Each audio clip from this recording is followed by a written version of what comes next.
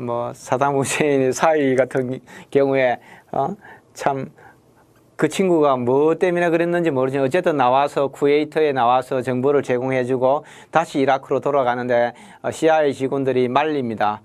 가면 당신 처형당할 수 있다. 가면 안 된다. 근데 들어갑니다. 다시 돌아가서 처형당했어요. 두 명이 제가 정확하게 지금 기억 잘 안 나는데 한 명인가 두 명인가 그랬는데 처형당했습니다. 처형. 반역자로 처형당한 거죠. 35번입니다. 영상정보의 특징에 대한 설명 중 틀린 것은 뭐냐? 소비자가 이해하기 쉽고 대부분 영상 익숙하게 편리하다. 그죠? 사진 찍어오면 되게 간단해요. 사진 찍어오면 되는 거죠. 사진 찍어오면 이게 장갑차인지 탱크인지 이게 벤지 잠수함인지 다 할 수 있는 거예요. 누구나. 그럼 간단한 거예요. 복잡할 필요 없어요. 이게 뭐 핵무기인지 아닌지 그냥 사진 찍어오면 돼요. 어려울 거 없다는 거예요. 영상에 화질이 떨어지는 게 해독이 어려움이 많다. 그렇습니다. 그죠? 해상도라는 게 있습니다. 해상도라는 게. 뭐 옛날에 제가 뭐 만차조 얘기하는데 이게 자꾸 설명이 길어져서 그러는데, 우리가 인공위성을 보면은, 뭐 지구가 보이고, 한반도가 보이고, 또 그 포커싱 하면 서울이 보이고, 또 포커싱 하면은 한강철교가 보이고, 또 포커싱 하면 지나가는 마티즈가 보이고, 뭐, 또 포커싱 하면 그 안에 있는 사람이 들고 있는 브라보콘이, 뭐죠? 월드콘 콘이 보이고, 브랜드가 보이고, 다 거짓말이죠. 다 거짓말이죠. 이 해상도라는 게 있기 때문에 옛날에 통상적으로 그 위성의 사진들은 보통 그 기본적으로 한 10m 정도 됩니다. 10m. 10 by 10이라고 그러죠. 10 by 10. 10m, 10m짜리 이 물체는 점 하나로 똑같다는 겁니다.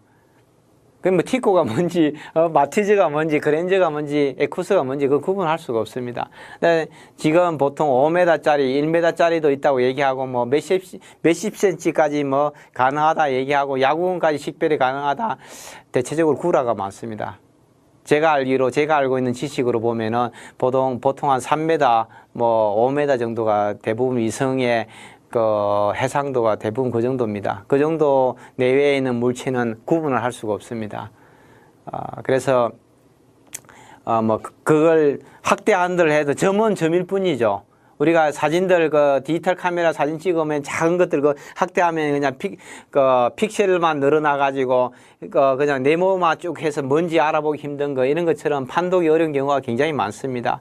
옛날에 특히 뭐 항공 촬영 사진 같은 경우에는 뭐 저 해상도가 떨어집니다. 그런 부분들이 있다. 이렇게 실제로 화질이 떨어지고 해독이 어려움이 많고 수집을 해파하기 위한 위장 모조품을 사용하기 판독도 매우 어렵습니다. 실제로 그렇습니다. 위장 같은 거 이런 것들 해서 뭐 하면은 뭔지도 모르는 경우도 많습니다. 뭐 하늘에서 그걸 사진 찍는다 해서 판단할 수는 없거든요. 특정 사물이나 지역에 대한 연속적인 영상의 확보를 상황 파악 이용해야 한다. 연속적인 영상은 어렵습니다. 이 정찰기가 고정이 정찰기들은 한 지역에 그대로 한 지역을 계속 사진을 찍을 수 없습니다. 계속 돌아야 된다는 거죠. 어떤 반경 내로 계속 돌면은 그게 30분마다 한 번 돌든지 1시간마다 한 번 돌든지 계속 돌 수밖에 없다는 겁니다. 제자리 비행이 불가능하기 때문이죠. 인공위성도 마찬가지입니다. 하루에 지구를 14회밖에 돌게 되어 있습니다. 14회 동안 계속 도는 겁니다. 그러면 같은 지점에 와서 다시 사진 찍으려고 그러면 100분이 소요되는 거죠. 100분이. 1시간 40분 동안 무슨 일이 일어나는지 아무도 알 수가 없습니다. 그런 것들이 위성의 단점들입니다. 첩보기의 단점들도 고정이건 똑같습니다. 그래서 그런 부분들에 대해서 영상 정보가 뭐 연속적인 촬영이라는 게 거의 불가능. 물론 그 지나가면서 순간적으로 연속 사진을 찍을 수 있지만은 계속 5분, 10분, 15분, 20분, 30분, 40분, 50분 계속 이어지는 영상을 찍을 수가 없다는 얘기죠. 그건 불가능합니다. 적정 정보에 대한 설명을 틀린 것은 뭐냐? 정보 수집 대상 목표의 위치 이동을 확인하고 묘사하는 정보를 측정 정보로 한다. 핵 방사선, 레이더, 무선 주파수, 지진, 자기, 폭발물, 분진, 파편을 수요 분지와 정보를 도출한다. 그렇습니다. 그죠? 북한이 그 동해안 지역에서 핵실험하고 이런 거 이런 거 할 때 우리가 RC-135라는 미국의 첩보기가 일본에서 진주해서 한반도 동해에 진출해 가지고 이런 정보들을 수집해서 핵실험이 성공했는지 실패했는지 이런 부분들을 판단한 것들이 이런 게 측정 정보라고 합니다. 국가 간의 무기 감축 조약의 감시와 검증에 많이 활용되고 있으나 환경 파괴나 감시 활동에 활용하기에는 제약 조건이 많다. 뭐 무기 감축 조약 이제 더 이상 별로 하지 않아요. 뭐 누가 이미 냉전 시대 끝났고 특히 92년도 걸프전 이후로 재래식 무기에는 미국이 뭐 압도적으로 러시아뿐만 아니라 중국하고 게임도 안 될 정도로 압도적으로 이미 무기 경쟁이 끝났다고 보기 때문에 무기 감축하라고 부탁할 이유도 없어요. 러시아한테 가가지고 미국이 무기 감축하든 말든 무슨 관계 있어요. 뭐 그런 얘기는 옛날에 냉전 시대 때 얘기죠. 지금 북한만 지금 비핵화하겠다고 얘기할 뿐이지 다른 나라한테는 그런 얘기 잘 안 해요. 이미 뭐 전쟁 게임이 안 되는데요, 뭐. 그래서 이런 부분들입니다. 인간정보, 통신정보, 영상정보, 측정정보, 공개정보의 장점과 단점들. 이게 뭐 계속 문제가 똑같습니다. 지금까지 뭐 문제들이 다 반복돼서 나오고 매년 또 출제되는 문제들입니다. 손자병법에 대해서 이 부분들도 아까도 2006년도도 출제된 문제들입니다. 그죠? 적의 관리를 얘기했는데 지금은 적의 주민입니다. 적의 적지에 들어가 정보활동하다 돌아와 보고하는 정보관은 뭡니까? 생관입니다. 생관. 그죠? 현관이 아닙니다. 그죠? 생관입니다. 생관. 현관은 뭡니까? 적의 주민을 포섭하는 거죠. 사관은 적지에 들어가서 죽으러 가는 사람이고 내관은 적의 관리 공무원입니다. 38번은 4번입니다. 책에도 정답이 4번으로 되어 있을 겁니다. 정보의 출처로 자발적인 참여를 얘기하는 사람은 뭡니까? 워커인이라고 했습니다. 그죠? 협조자. 계속 나왔습니다. 흑색 정보관과 백색 정보관을 얘기를 하고 있습니다. 그래서 흑색 정보관의 장점과 단점, 백색 정보관의 장점과 단점에 대해서 얘기가 이론 강의에서도 많이 했고 또 실질적으로 책의 이론 요약 부분에 보면 표로 잘 그려져 있습니다. 그래서 공식 가상 정보관은 백색 정보관, 비공식 가상 정보관은 흑색 정보관. 그래서 공식 가상 정보관은 외교관으로 위장해서 들어가는 사람들, 흑색 정보관은 외교관이 아니라 다양한 방법들, 여행자나 선교사나 뭐 어떤 기업의 직원이나 뭐 여러 가지 이런 방법으로 들어가 있는 사람들을 흑색 정보관이라 이렇게 할 수 있다, 이렇게 볼 수 있습니다. 그래서 흑색 정보관에 대한 설명으로 올바르지 않은 것은 뭐냐? 일상적인 공무 활동을 한다는 얘기는 뭡니까? 공무 활동을 한다는 얘기는 백색 정보관이라는 얘기죠. 공무원이라는 겁니다. 공무원. 외교관으로서 가서 아침에 출근하고 저녁에 퇴근하고 자기가 기본적으로 해야 될 일을 한다는 겁니다. 흑색 정보관은 뭡니까? 외교관에 근무하는 게 아니죠. 대사관에 근무하는 것이 아니라 외교관이 아니라 그냥 뭐 다른 예를 들어서 뭐 미국의 뭡니까? 델타 항공 서울 지점에 CIA 직원이 와서 근무한다든지 이런 것들은 뭡니까? 흑색 정보관이죠. 자기가 뭡니까? 여행사 직원으로 들어와 있다든지 뭐 이런 것들 컨설팅 직원 맥킨지 컨설턴트로 들어와 가지고 CIA 직원이 근무를 하면서 한국의 삼성전자라든지 포스코라든지 아니면 주요한 핵심 기업의 뭐 경제 정보를 산업 정보를 수집해서 미국으로 보낸다든지 이런 사람들을 흑색 정보관이라고 그럽니다. 공무 활동하고는 관계없습니다. 가장신분, 학부 및 정책에 많은 비용과 시간이 소요된다. 그렇습니다. 그죠? 내가 맥킨지에 근무하면 맥킨지 직원들하고 같이 직원들도 내가 CIA 직원이라는 걸 알아서는 안 되기 때문에 같이 보고서도 쓰고 컨설팅도 하고 같이 나가서 뭐, 다 일을 해야 되죠. 고객사 가서 임원들이 인터뷰도 해야 되고 보고서도 그런 것들이 쉽지 않다는 겁니다. 뭐 여러 가지,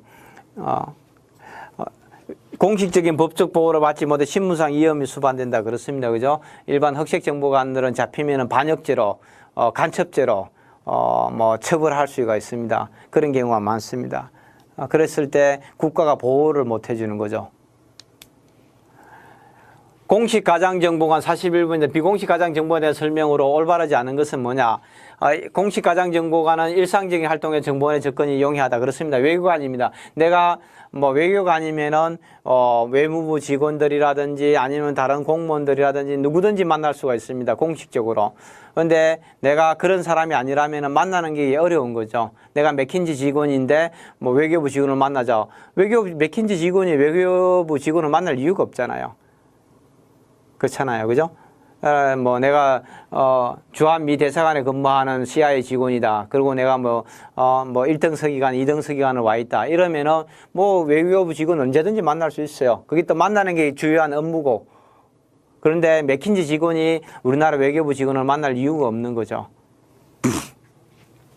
비공식 가장정보관 신분 원피가 공식 가장정보관에 비해서 용이하다. 그렇습니다. 맥킨지 직원이 CIA 직원이라 생상을 못하는 거죠. 일단 대부분 외교관들은 일단 간첩이라고 보는 거예요.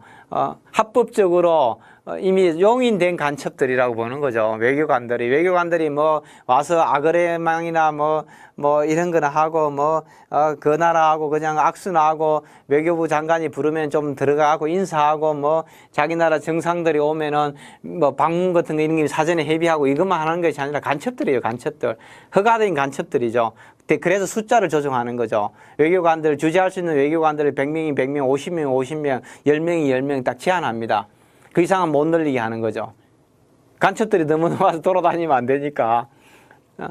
근데 뭐, 가난한 나라는 돈이 없어서 외교관을 못 보내지만 강대국들은 얼마든지 보낼 수 있거든요. 보낼 수 있는데 숫자를 제한하는 거죠, 숫자를.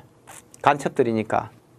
비공식 가장정보관은 외교관계가 단절돼도 체제할 수 있다. 비공식 가장할 수 있으며 통신 등 행정편의가 쉬워 많이 파견한다. 비공식 가장정보관은 외교관계가 단절돼도 일단 체제는 할 수 있습니다. 맥킨지 직원을 쫓아내지는 않겠죠. 그죠? 그 대신에 뭡니까? 행정편의가 쉽지는 않습니다. 이 사람에게 어떻게 도와줄 거냐는 거죠. 그렇잖아요.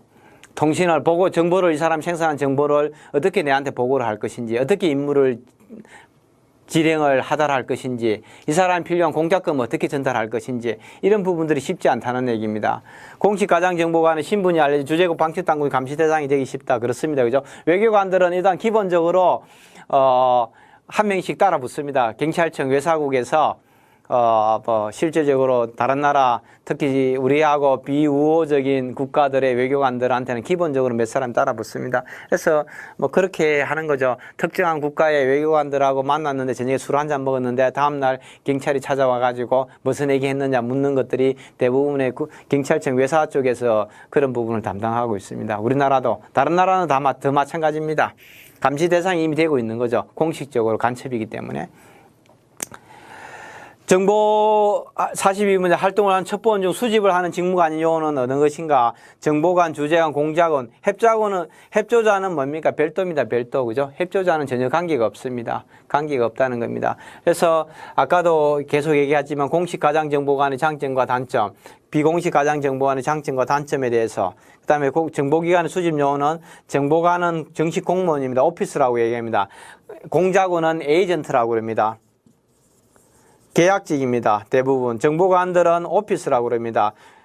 정식적인 공무원입니다. 그래서 미국 CIA도 오피스는 뭐 3,000명에서 5,000명이다. 뭐 이렇게 얘기하고, 에이전트까지 합하면 한 10만 명 정도 직원이 된다. 이런 얘기를 하고 있습니다. 전 세계적으로. 저도 뭐 정확한 공식 통계는 잘 모릅니다. 근데, 오피스는 한 3,000명에서 5,000명 정도 얘기하고, 에이전트는 한 10만 명까지 얘기하고 있습니다. 어마어마한 숫자죠.